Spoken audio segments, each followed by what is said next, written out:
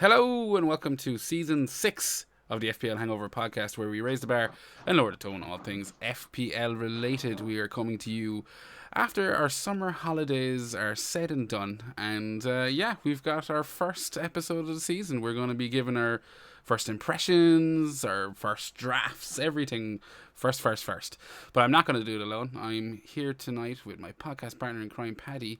How are you getting on, my friend? I'm getting on great, Ger, and it's good to be back. I'd like to say hello to all the listeners and all the new listeners and to the millions and millions watching on YouTube. Welcome back to Season 6 of the greatest podcast in the world. Ireland's longest running fantasy sports podcast. There we go. Sponsored by our nation's football team as well. Not legally. I probably have to clarify that. But how does it feel to be back, Paddy? How was the summer?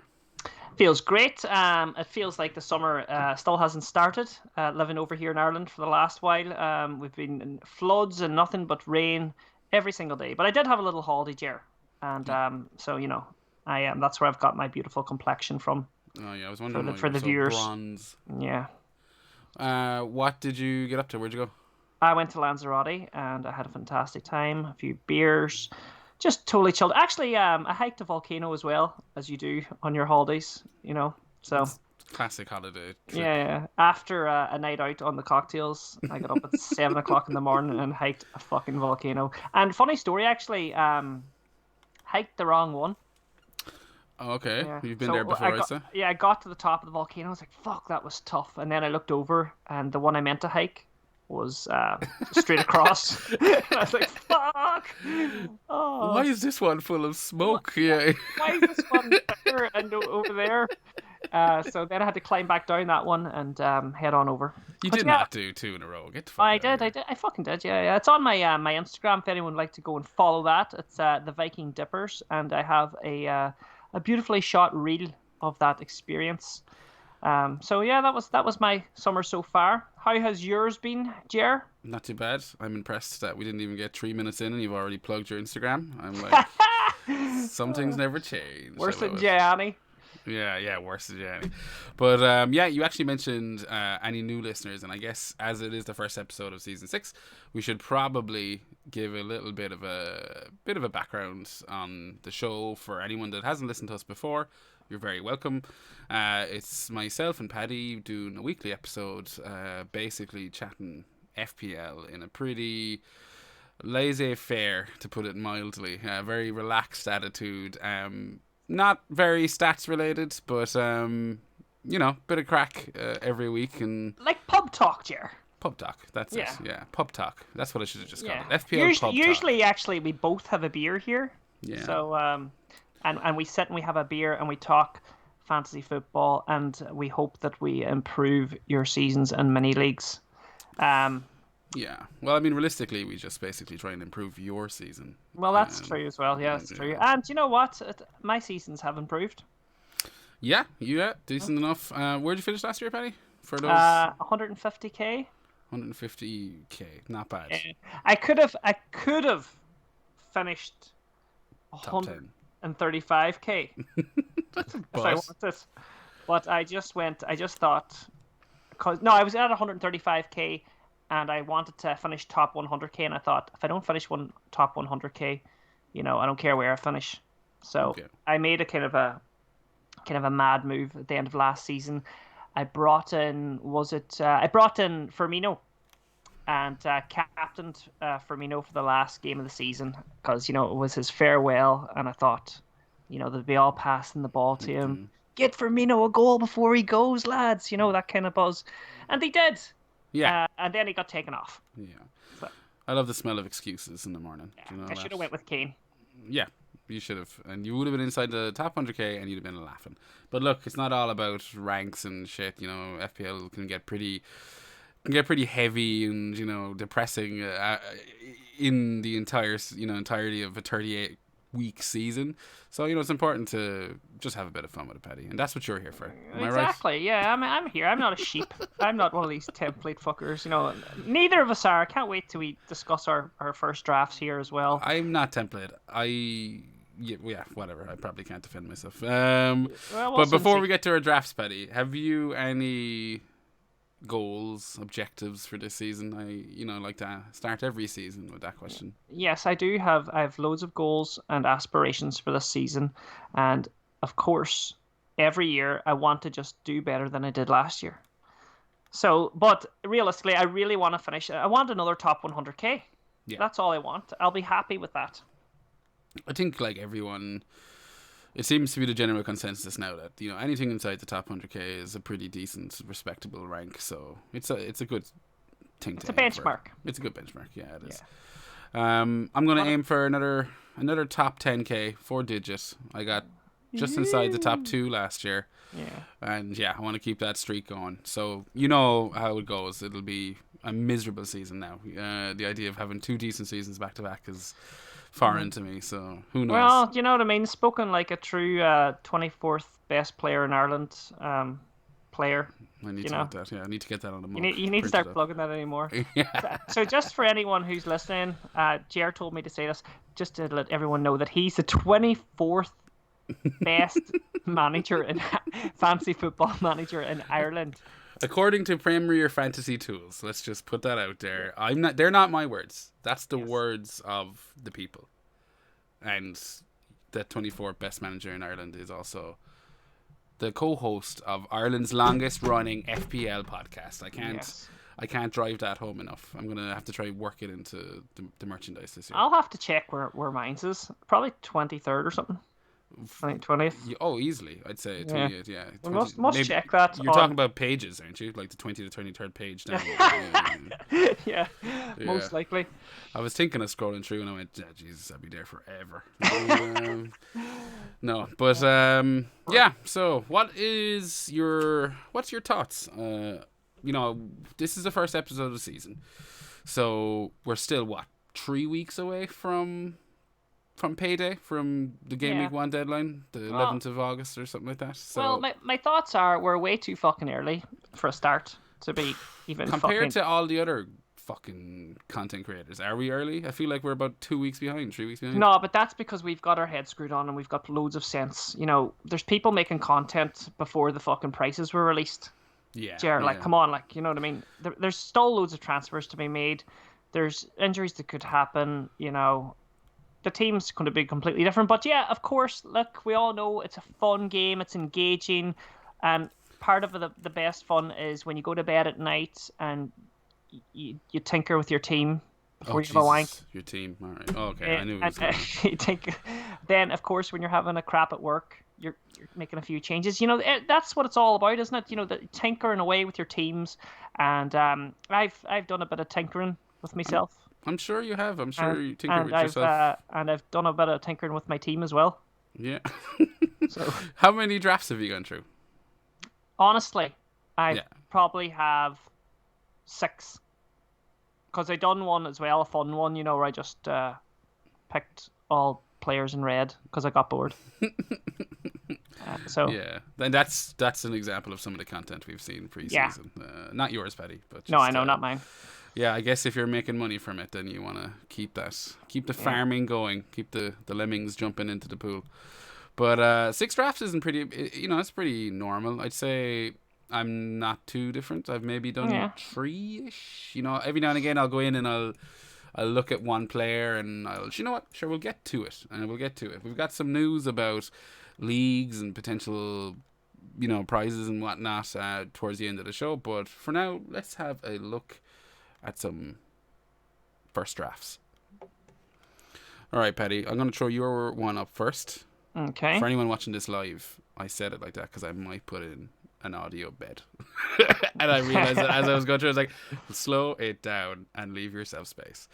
So yeah, if you are watching it live, it'll be probably on YouTube. Feel free to hit the subscribe and like button and stuff. That really helps the show. And if you're listening to us, give us a review. If you're listening to it on Spotify, Google, Apple, all the usual stuff, as I said, if you're enjoying what you're here, definitely hit the like button. It helps us out a lot.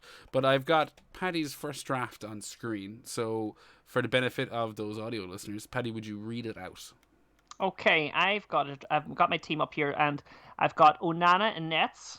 Okay, 5 million, my way into the Manchester United defence. And I have Botman, 4.5 million. I have Gabrielle, not the singer, 5 million. Alexander Trent, 8 million. And that would round up my defense. I've got Saka, Bruno Fernandes, Foden, and Matoma in the midfield. And then my strike force, which is frightening, I think, is, of course, Haaland, Jesus, and Nkunku. Did I say that right? I think so. That's how I would say it. Who's on that all day? Who's on your bench? Paul Torres, 4.5 million. Caldwell. No, that Gusto. I can't have. Gusto and Lamptey. No, Baptiste. Oh, Baptiste, right? Yeah. I'm looking at my team on Draft Town. Sorry. Sorry, I forgot. I'm an affiliate of them, and I've got my X points. You see, I like the way it gives you the X points. What does X stand for? Expected points. We got to speak clearly and plainly. Okay, Paddy. Sorry, yeah. Forgot there's a lot of casuals listening. So the expected points for this team is 51. Now I would expect a lot more. I know. I had a team on. I had my other team in here before, and I had an expected points of 65. Why the hell would you change it then? Because this one looks more fun. Yeah. No, I mean, look, though, that X point stuff, it's great for, those 50-50 decisions if you're ever not sure on, if you're ever not sure which defender versus another defender, you want to maybe not flip a coin. I think the likes of X points and stuff like that, that's always handy to take into consideration. But in terms of, actually... believing in it, I take it all with a pinch of salt. But going back to your team, pretty template for someone who was giving me shit a while ago. Average ownership is 25% on that team. Okay. That's because you've got lots of shit players that no one's going to have in their actual teams. I'm just look, come here. You're calling template. I'm just calling you out. Well, yeah, but I'm talking sense and you're talking rubbish. You've got in your front team, in your front 11, your first 11, you've got Nkunku and Botman. They're the only two that I would say are not template. The rest, you could argue Foden and Jesus, but the rest are all pretty much nailed on, no? Maybe. But look at my subs. Yeah, exactly. Well, that's the other part. Your subs are dreadful. They're all starters. I don't know if Baptiste is a starter. Well, Gusto definitely isn't a starter. Torres will be a starter. Yeah, you've one starter. You're right. Yeah, you've won 4.5. That's all you need. Yeah, I don't know. We've a lot in common. I won't go into mine just yet, but I will push you a little bit on Nkunku. Where's that coming from? Well, he is an absolute beast, isn't he? From the Bundesliga. Yeah, I play a lot of fantasy, Champions League fantasy, and he scores me lots of points on that. And he scored 2 goals in 2 preseason matches. And I think that after Liverpool, Chelsea have a very nice run of fixtures. I think you're winging it there, Paddy. I think you're winging it. I mean, you're not wrong. I think realistically, game week 3 is when Chelsea's fixtures brighten up. They've got, I would say, away to West Ham, bit difficult. That can be, it's a London derby, so could be a bit of a sticky one. But it does turn into a lovely sea of blue from game week 3 onwards with Luton, Nottingham Forest, Bournemouth, all that kind of stuff. So yeah, I've seen a few people with Nkunku. I've been tempted myself. Yeah, well, look, you can have tears when he starts doing bits for me. But look, Liverpool, right? West Ham, they're away to West Ham, and there's no point getting him in for game week 3 when he's already done bits in the first 2 game weeks. You need to be ahead of the curve, like here, Ger. Yeah, I just don't know if home to Liverpool is as enticing a fixture as... Okay, so let's put it this way.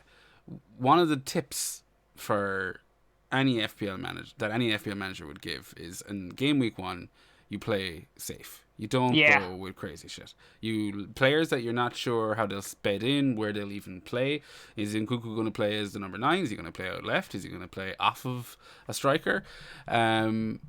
I think you play it a bit more safe and a bit more kind of, template, I suppose, for lack of a better word. Yeah, look, I'm only arguing with you for the sake of arguing. Actually, one of the golden rules in FPL is you never really bring in a fresh new player to the Premier League. You kind of go with the old tried and tested, and then you bring them in. But as we say, this is a draft, and this was me expressing myself a wee bit, Jerry, and I just know I want Nkuku in my team, but come the day, that when I go to bed that night, it'll probably be a 4-5-1. Before you have a tinker. Before I have a tinker, yeah. A 4-5-1, so you'd get rid of Jesus. He's not nailed. Well, maybe I might go for a 3-5-2. 3-5-2. Yeah, I mean, a lot of midfield options this year. If I'm wrong, if I may say so myself. And you know what? Actually, see, one of my first midfields, the 5 midfielders I just went for automatically, and one of my, I think maybe my second draft, it was Saka, Fernandes, Rashford, Son, and that was your first draft. I remember you saying that. I had like the 5 top hitters, and I couldn't believe I had it, and I had Haaland up top in his own, and then I think I might have Salah in that. And then I had like a cheap defense in. Yeah, I remember liking the Triple United, and you've gone now to the Fernandes instead of Rashford. Was that a big call? Who did I go there? Sorry. You went. I was wondering Fernandes versus Rashford. Like you've gone Bruno. Is it strictly a budgetary thing or? No. Yeah. Look, I to be honest, I can see myself running with Bruno and Rashford maybe in the final draft, but at that stage it was a budget thing. Yeah, I was like, Bruno's going to be on penalties. He scored, like I seen him scoring a nice goal. I feel with Bruno as well that he's never going to be deep ever again in this United team. Like he, like before when things happened, because we've now got Mount to come on. That's very flexible and tactically, adept to all the positions across the midfield. Yeah. So Bruno, I feel, will always sit up.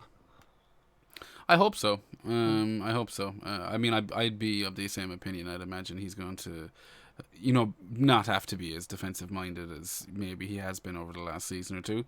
I do think. Yeah, I don't even know how much Mount is going to affect that. That remains to be seen. Did you catch the preseason match against Arsenal during the week? I caught the highlights. Every probably bit of a highlight I've caught. I've seen all the feisty tackles as well from the defense, and I've seen Bruno working well, and I've seen Sancho's burst of pace forward, and Gabriel's mistake, and so I've seen most of it, caught most of it. And do you know another thing is, like, with Rashford, I think Rashford just totally what do you call it, over he had a great season. I don't think he's going to repeat that. Overachieved, sorry. I think Rashford completely overachieved last season, and I hope he hasn't. I mean, I hope he goes on, but for this season, I just don't see much between Bruno and Rashford this season. I don't think. When the smoke clears at the very end, I don't think there's going to be a huge difference. Yeah, I think you might be right. I mean, I actually, being the unprofessional podcast that we are, I don't have the figures beside me into what Fernandes and Rashford got last year, but yeah, I think there's still a lot of question marks in terms of where United are going to be with regards to a striker. Like, obviously they're trying to get that Højlund striker in, but if that falls through, is Rashford going to be playing through the middle? Is he going to be playing off the left? I assume Bruno still has penalties. I don't see why he wouldn't. So, I mean, there is, there's a few questions still to be asked. But yeah, I think I'd agree with you. I think there won't be much between them. But I do think there'll come a time this season when you'll want both. And it could even be now to start. Like, when I saw you, I've seen a few drafts with both Rashford and Fernandes in. And yeah, I don't hate him. I don't hate him. And like, that's not even like, one of the biggest headaches when it comes to like which player do you choose, because if you look over at Arsenal, like, I've got Saka in there, but I mean, there's Saka, Odegaard, and Martinelli, and that's a similar case. Like, where do you, like, maybe you should have 2 of those in as well. Yeah, 100%. I've seen a few. There's a few. Obviously, I've seen every permutation these days now, because Twitter is just full of drivel. Saturated, yeah. Yeah, but Saka, Odegaard, Martinelli. What way are you ranking them? I mean, obviously you have Saka in your team, so he's taking the first spot. But Odegaard, Martinelli. Saka penalties. Yeah, he should be. Yeah, so that's kind of that's why that's the extra fantasy point for me. You know what I mean? I loved Martinelli last season. I would love to have him in again. Who knows? Maybe I will. But I mean, I just don't want to have all my eggs in one basket. It could be very easily. You could have a team with Bruno Fernandes and Rashford, Saka, and Martinelli. You have three Arsenal players, like. Yeah, I know. And then I know, but then in the midfield, like, Yeah, and then no, I get you. you could have Yeah. like that midfield. And then sure, if it doesn't go your way that day, that's your game week smoked. Yeah, and there is a lot of options in the middle of the Oh park. my God, there's so many, and there's so many that we haven't even like you know thought of yet. Not thought of, but I mean, there's so many that could sneak in there. Like, look at your Jared Bowen's. 7 million. There's another couple of guys. At a great price point. Same with the forwards. The forwards. If you look at everyone's forward line, it's Haaland, Jesus, it's Nkunku, or there's Watkins stills out there. There's a couple of cheapies. Yeah, I don't know. I don't think this forward line is anywhere near as strong as the midfield options. I mean, like you were mentioning there, the likes of Bowen and there's also some new signings that have been announced over the last few days. I don't know if you saw Harvey Barnes has been added That's to right. 6.5. Madison for Spurs 7.5. You have Mudryk for Chelsea. He's going to be a different player probably under Pochettino. 6.5. Diaby just signed for Villa, another 6.5. Diaz 7. There's a lot of midfield options, Yeah. and that's not to even like we haven't even gone to. We talk about midfield options and we talk about headaches. Like we haven't even discussed Brighton, and the fact that between Mitoma, March looked. I have a lot of time for Solly March, and then Enciso is kind of making some waves as well, coming in at a nice 5.5, like a real fucking bargain deal there. If you manage to nail them in. Yeah, easy peasy for Crystal Palace. Yeah. I'm saying there's so many options in the midfield. Jota's been reclassed as well as a midfielder, hasn't he? Yes, yeah.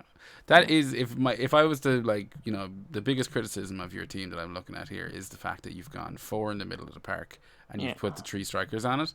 And again, as you said, this will probably change 10 times between now and the start of the season.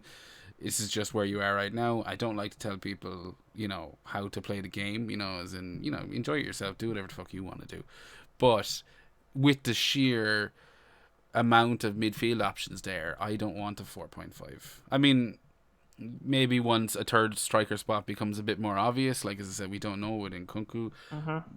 I'm willing to sit back on Villa a little bit. I think their fixtures are not the best for the start of the season, and then you want to see do we get any kind of real cut price gems? The likes of, is it your man for Forest? I can't think of his name, but I think he's 5.5.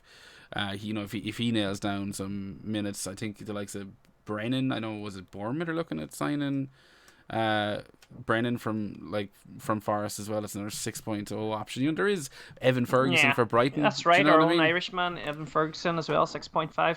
Yeah, there's so many options, and to be honest, the way I've gotten Nkunku in there, the plan is as well, if you were starting with 2 forwards, Haaland and Jesus seem to be the optimal ones to go for, because at least then too you can switch Jesus to Nkunku come game week 3 or whatever, whereas you wouldn't be able to do it the other way about if price rises start happening and things like that. So yeah, I know it's a bit of a wild draft, but I just wanted to try something a bit different out there, and that's the way I woke up that day, and that's the way I felt, Ger. And I wouldn't have it any other way, Paddy. Yeah. So, Ger, we've kind of looked at mine there. Will we move over to yours, or yeah, I have Foden in there, and I have Mitoma. They're kind of my differentials as well. And who the fuck knows what's going to happen with City, by the way. But we can chat about that in yours, because I think I see Foden in yours too. You do indeed. And for the benefit of audio listeners, I'll call out the team. It's Pickford in nets, Gabriel, not the singer, Alexander-Arnold, Estupinan as the back 3, as tempted as it comes.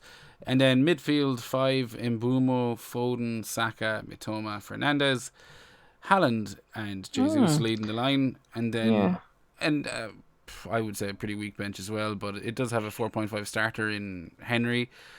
4.0 so the same as me on the bench. Well, I have 2 players I imagine are going to play. So 4.5 with Henry, 4.0 Bayer, and 4.5 Archer. This is a nice team. This has got very 3 weeks ago first draft vibes to me. And you're not Because wrong. I see you've still got Mbuemo in there, and I do remember Mbuemo was a big. I actually had Mbuemo in a draft as well. Where you've come a little bit forward is you've got Foden in there now. Yeah. Matoma would have been in most of the starting ones as well. You've moved your face Gabriel. away from the microphone, Paddy. Oh, sorry. It's the preseason rust, Paddy. Yeah. You've been out of the game for a few Exactly. weeks. So Pickford, yeah. I mean, that I don't know what fuck you've got him. He'll not be there come the end. No, with that draft, it's worth adding that I have $1 million in the bank. Yeah, So, it's always nice to have money in the bank. It is. So Pickford could become Onana for 0.5 extra. I will defend the Pickford pick though. I think I might stick with him. 4.5. I'll bring up Everton's fixtures there. So Everton, remember now, Sean Dyche, we know from his Burnley days how beneficial the likes of Nick Pope was. So I would be hoping for maybe a similar return from Everton, going forward. Now, again, remains to be seen. But the first couple of fixtures, home to Fulham, away to Villa, home to Wolves, away to Sheffield United, before Arsenal in game week 5. So, I mean, 4 decent fixtures, just to see how it goes. I don't mind Pickford as an option. And you're right, it's a draft that was very in vogue 2 weeks ago, or 3 weeks ago, and I've barely changed it since. I'm pretty much nailed with Gabriel. Stupinan, they're not going anywhere. Saka's not going anywhere. Mitoma's not going anywhere. Haaland, Jesus, they're not going anywhere. Fernandes could be Rashford. Yeah. Foden, I think I'm 80% locked on him. Yeah, are you really? Foden's one for me that could change. Yeah. I don't know why. No, I don't know why. He's at that price point that he can change. Yeah. Do you know that kind of way? Like, you could drop him to a 6.5 and save $1 million straight away there, Yeah. So we've almost got the same defence. I have Gabriel Trent, and you've got a Stupian. I've got Botman. But I had a Stupian as well at one stage. But, my only worry is Brighton keep selling all their players. I mean, they're going to sell Caicedo. They're going to sell, maybe, who's the other guy? I don't know. Caicedo, and they've already sold McAllister anyway. And, I mean, how many players does it take to destroy a team? I think Estupinan. I mean, look, we have a bit of data on Brighton's defense. They weren't bad last year. I'm not saying they are, but they had a very good midfielder in front of them. They did, and also they look like their defense looks very shaky this year. But I'm not really going with him in the hope of loads of clean sheets. I'm just kind of going for those attacking returns, and their fixtures, Paddy, are ridiculous.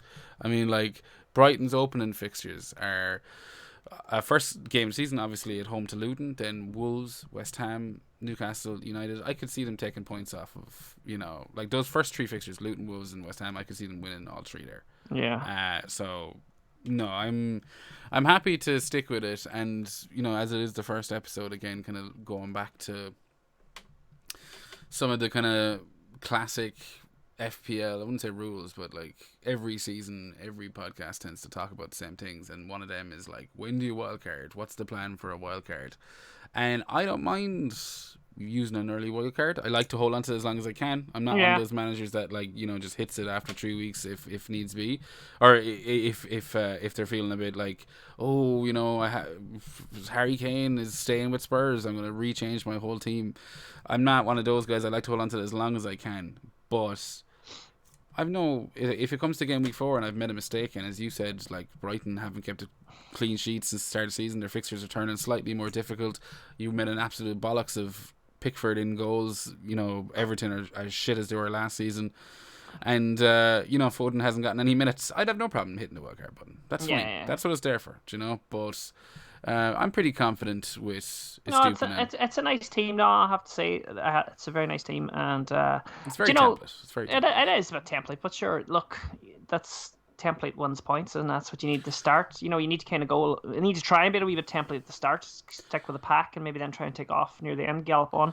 Yeah, I always say the template is a template for a reason. Yeah, do you know what I mean? It's not. It didn't just magically appear because 10 content creators said that this is the best team. That's there because anyone that's engaged would be able to make a decent argument for it. Let me ask you something. We're 30 minutes into the show and we haven't mentioned one man yet, and he's for me the only decision I've had to make and still am to make.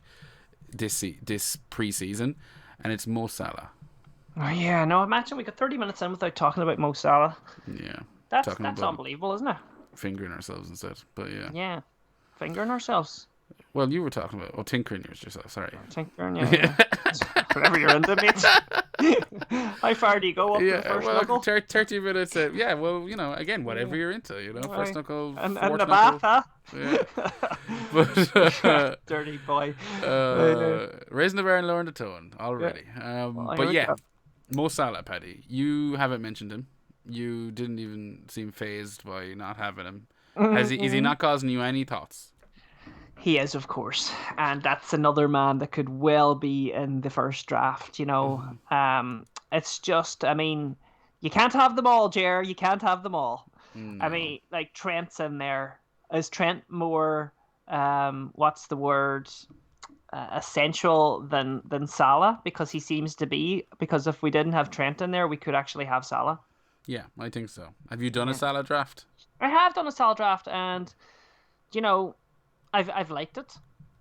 Like, I really have. But I just find that you can get if you want to get that like really good juicy 5 midfield, you just can't really do it with Salah. Like, if you want to go for a good juicy 5 midfield, I think it can't be done. But I'm sure that's gonna make the season very exciting.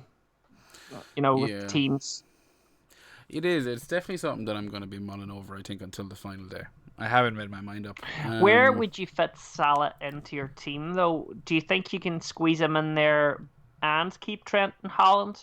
Definitely couldn't keep Trent. If Salah was coming, it would be one or the other. It would be Trent or Salah.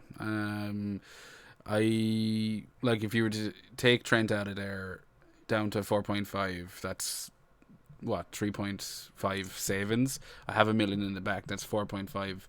And I could probably find another $500,000 somewhere else, and turn Foden into Salah.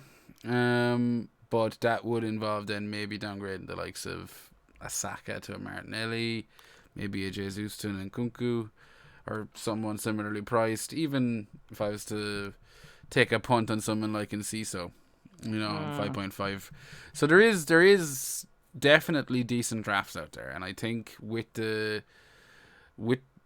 amount of 6.5 options we've been given this season, midfield wise, it is doable. But the question is, which 6.5s do you go for? And that feels like something that I'm happy to wait a few weeks. Now, I say wait a few weeks. That means basically wait until game week 2, when you're looking down the barrel of Salah at home to Bournemouth, and you're thinking to yourself like, oh, FOMO's kicking in. Yeah, hide behind the couch stuff. And you know what as well? Because we are so early into the season, Kane we don't know if Kane's staying or if he's going, and that will add another headache to the equation, because Harry Kane is going to be a super differential, I think, because people have kind of already made their minds up now on their teams. And I don't think anyone will be wanting to really squeeze Kane in there once they get their draft started. And then all of a sudden Kane's staying with Spurs, maybe you're going to be like, shit. Do you know what I mean? Yep, no, you hit the nail on the head there. I actually did my first Harry Kane draft today when I was prepping. Yeah, I was prepping for the show. Now, it's not too difficult because it's the same as Salah. Like, they're both 12.5 now. Obviously, one's a forward, one's a midfielder. But in terms of making the money, it's entirely doable. And what's putting me off is the first 2 fixtures for Spurs, away to Brentford and at home to United. I mean, we not just the fact that the fixtures aren't exactly excellent. It's the fact that we haven't seen Postecoglou in action yet. I don't know. I mean, I've read all the 4-3-3 or whatever and attacking football, and I've seen some of the preseason stuff, and I'm like, yeah, I get it. But I want to see it in reality. Yeah, and Kane's unsettled at the moment anyway. Obviously, he's so it'll be a one to wait on anyway. Do you know another thing? I know we've touched on Salah there, but I just want to touch on a couple of players. Alvarez for Man City, Cheapo. Now we've lost Mahrez. We've lost who else has gone there from City? Gundogan. There's talks of Bernardo Silva. Bernardo Silva going. De Bruyne is still not 100% fit yet. But I've seen Alvarez floating around the place. But why? Like, what are people thinking about with that? I don't know, because he scored 9 goals and he had like 4 or 5 assists today. Come near the end of last season, and he's really cheap. I mean, do you think there's possibly room for Alvarez in a team? Nah, not for me. Obviously, if Haaland gets injured, that's a whole different ball game. But yeah, but he was playing with Haaland. Yeah, I mean, look, I know there's lots of threads and lots of things out there. He wasn't really playing with Haaland not last season. I mean, I'm not Near saying the end of last season, yes. Maybe when City had the league wrapped up, but even then, I believe Haaland was pretty much like getting rested and then 60 minutes and then rested or whatever. I wouldn't put too much faith in that. Now there is the argument to be made that he plays out on the right now that Mars is gone. Do you know? So I think I've seen, as I said, there's a few threads, and I'm sure there's plenty of 10-minute videos on why Alvarez is a good pick, but Man City are going to be obviously favourites for the league again this year. You only get 3 spots. Yes. I'm already feeling a bit like Foden is a risk, let alone the likes of Alvarez. Yeah, Alvarez is a striker. That makes sense. Year, right? Yeah. Yeah, I'm not sure. Is he down as a striker? Be interesting. I don't know. But I'd say he is. But, that's what I'm saying. Like, I mean, Man City are the treble-winning team. And we're you don't have to say it out loud. Jesus Christ. I know it's horrible, but I mean they bought it. That's plain and simple. But so we've got probably struggling to get more than one City player into our teams. You know I don't know. I mean, the likes of But I wanted to speak about Stones. John Stones, 5.5, going to be playing in midfield. Yeah, 100%. Is that not tempting, or are you not like, well, fuck? And he's after coming out and basically having a wank in an interview, saying that he loves getting forward, and that's another side to his game that he's good at.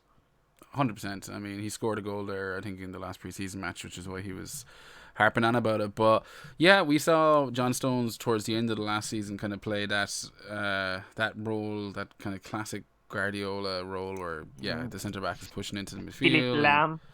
Yeah, and look, he is definitely on my watch list, on the radar. 5.5. I do think you can't really go wrong with Man City cover at all, defensive cover. I mean, unless it's Ederson, but you can't really go wrong with a 5.5 defender. He would be my pick of the City back line, but I think. Yeah, it's a bit of a wait and see for me. Is he nailed on every week? I mean, even though I think he's the most nailed on. Yeah, I don't know. I mean, it's just I think I'm playing 3 at the back. I think that's my issue, And at the moment, anyone sitting there with the likes of Trent isn't really looking at Stones. I feel like that's the way it is. It's like if you did. Imagine if you had Gabriel, Trent, and Stones. Yeah, I mean. Instead of Stupian. Yeah, and it's only the 0.5 more expensive, I believe. He is 5.5, I think. But look, complete. I look at my team. I look at my team, and I think that's one of the weak spots is not having 3 City players. Should every team have 3 City players? They're the champions. They're the favorites to win again.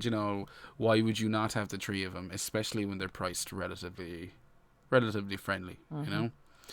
But you don't have fucking Stones in your team. I did. Yeah. Draft 3.